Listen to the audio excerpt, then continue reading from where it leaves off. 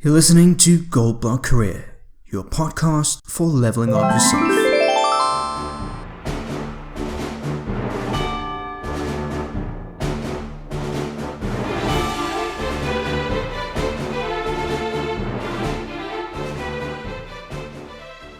Ray Dalio has been warning us that a financial crisis was about to take place. The COVID-19 just happened to be the catalyst of it. Sooner or later, it would have happened. When you compare the economy in 2020, it is very similar to the economy in the 1930s, hit by the Great Depression. We're seeing a lot of production of debt, zero interest rates, with the printing of a lot of money. The Europeans are doing the same, but at a smaller scale since the world lives with around 70% dollars. The United States is printing trillions of dollars to offset this crisis, and it currently has around $25 trillion in debt. According to Ray Dalio, the key pattern over the last 1,000 years of economic history are defined by four fundamental drivers. The first and most powerful is productivity. Productivity grows slowly and steadily since knowledge is not volatile. The second is the short-term debt cycle. These are the recessions and expansions that last about 8 to 10 years. The third one is the long-term debt cycle. This lasts 50 to 75 years on average. In 1945, after the Second World War, a new world order was established. It all began with the Bretton Woods monetary system, a new money that wiped everything out. And the fourth is politics, which is largely how we deal with each other. Internal politics deals with such things as the wealth gap. Do we fight against each other, or do we go together as one? The need of a wealth shift in society usually creates revolutions. External politics is between countries, a rising power that is challenging an existing power, such as China versus the United States. Ray Dalio believes we're in a similar situation to the Great Depression since there are three identical things: debt, low interest rates, and printing of money. So, what should you do with your investments during this time? The worst thing that one can do is think that they can time the markets. What the individual investor needs to know is how to diversify well. Ray Dalio owns Bridgewater Associates, which is the largest investment fund in the world, valued at $160 billion as of 2019. Before going through what he specifically invests in, Ray attributes much of his success to a unique method of investing, one he developed after years of investing, with failures and lessons. This method is diversification. But it is not the traditional diversification that we're used to hearing, which is buying different assets such as bonds and stocks, and those with a higher risk appetite invest more in stocks, while those who are more conservative invest more in bonds. The problem with this type of diversification is that it impacts the returns of the investments. In other words, an asset with high returns has high risk, and an asset with low returns has low risk. This is when Ray came up with his holy grail of investing, in his book Principles, released in 2017, which in essence is diversifying your portfolio, keeping the same returns and reducing risk. This sounds counterintuitive to many, so how do you do this? You basically select good assets that have low or no correlation. Correlation refers to assets that keep the same trends. If one goes up, the other goes up too. To invest, you have to think about the number of assets you want to include, the risk of each asset, and the correlation between these assets. Investing in uncorrelated assets is the way to go. If stock A goes down, stock B doesn't necessarily go down. It may go up. To give an example, let's say that you decide to invest in a stock that has an average expected rate of return of 10% per year. To keep things simple, let's say that it also has a 10% risk measured by standard deviation. The idea is that the more assets you add in your investment portfolio that have a similar rate of return and are uncorrelated, they will not reduce your expected return, but will in turn reduce the risk of the portfolio. Let's say that you just started investing in 2 stocks, Apple and Google. However, both are from the technology sector, so they are highly correlated with each other and will not reduce the risk of your portfolio. However, if you add Apple and Coca-Cola to your portfolio, they will reduce your risk since they are less correlated. So if you get 15 to 20 uncorrelated assets that are of high quality and have a high expected return, even if past performances are not indicative of future results, on average, good and valuable companies do reasonably better than the rest. So you'll end up reducing your risk and maintaining a decent rate of return. This is the holy grail, the sweet spot between diversification and correlation.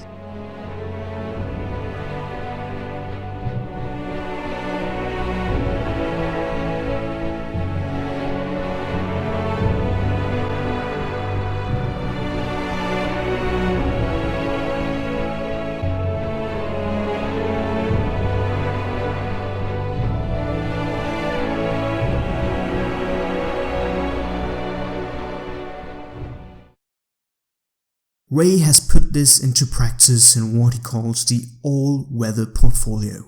No matter if it rains and thunders in a recession or the sun shines in an expansion, the investments are designed to survive through all market turbulences. There are 4 possible seasons in the economy: economic growth, economic decline, high inflation periods, or low inflation periods. Alright, so what does Ray Dalio personally invest in through his company? Apart from owning hundreds upon hundreds of individual stocks, the portfolio can be divided into 3 main asset classes. The number 1 is stocks. Around 30% of his portfolio are stocks, which he mostly invests in through ETFs. These track the movements of a certain market index. He invests in the S&P 500 ETF, which tracks the biggest 500 companies of the United States, specifically the large and mid caps. The other ETF he invests in is the Vanguard FTSE Emerging Markets, which tracks stocks of companies located in emerging markets around the world, such as Brazil, China, and India. These have a much higher potential of growth but are much riskier. These are the 2 biggest ETFs that he invests in. He loves the ETFs since they are great for diversification. The S&P 500 ETF has returned over 300% in 10 years. The second type of assets are bonds. He invests in long-term bonds and intermediate-term bonds. In a bond, you're basically lending money to someone, the government, a company, and in return they'll pay you the initial investment plus an interest. He owns corporate bonds and government bonds. Around 40% of his portfolio is long-term bonds and 15% is intermediate-term bonds. This of course assures a guaranteed yield no matter the stock market conditions, although they are much lower than stocks. The third type of assets he invests in are gold and commodities, both around 7.5% of his portfolio. So this is quite interesting. He invests in the Spider Gold ETF, which tracks the gold spot price of gold bars in London vaults. Gold is generally uncorrelated with the market, going up in recessions and going down in expansions. So why does he own gold? Because it is a store of value, it keeps your purchasing power unlike the dollar which loses because of inflation, and for portfolio diversification. This is especially important now since we are entering a recession after the longest bull market in history. Ray Dalio says that we have a situation now where we have too much debt. Too much debt leads to printing money. And all of these things mean some portion of your investment portfolio should be in gold, around 5 to 10%. He famously said that if you don't own gold, you know neither economics nor history. You might disagree or agree on some of the investments, as I do myself. I personally prefer more stocks, but this entirely depends on your individual investment strategy. The closer you are to retirement, the more safer investments you would want to have. The key takeaway, however, is that you need a great strategic asset allocation without going to the betting table and gambling all of your money without any reason. You can be totally wrong about investment and gamble on it. So, what should you do to reduce the chance of being wrong? Diversify your portfolio and choose assets that at least beat and outperform the rate of inflation, instead of holding cash and losing value over time. So, why is this important? Well, imagine that you hold all of your investments in the S&P 500, and here comes a totally unexpected crisis, which leads to a recession. You start panicking and selling, ending up losing a lot of money. At the same time, gold rises in double digits. In the 2008 financial crisis, the overall S&P 500 market lost half of its value, while Ray's portfolio actually increased 9.5% because of the uncorrelated assets and diversification. At the present moment, the worst thing you can do is hold a lot of cash. The dollar currency is losing value in the exchange rate, and the banks are printing trillions of dollars. Because more dollars are available, your current dollars will reduce in value. This is caused by the inflation, increasing the prices of goods and services, which the central bank tries to mitigate with increasing interest rates. However, interest rates are at its lowest ever.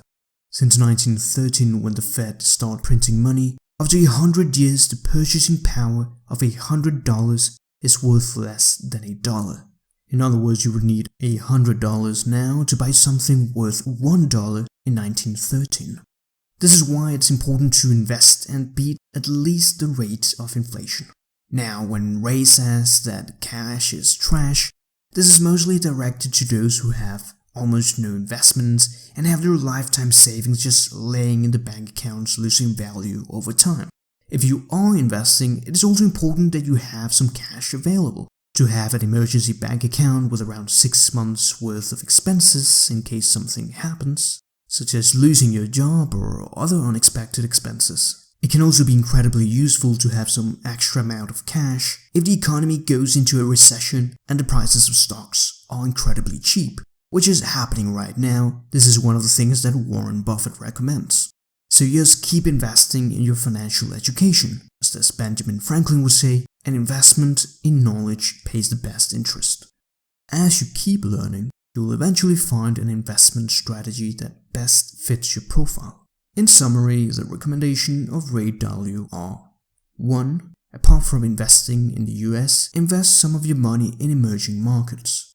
2. Balance your portfolio and diversify it, adding around 15 to 20 different uncorrelated assets. This will help you reduce your risk while keeping the same returns.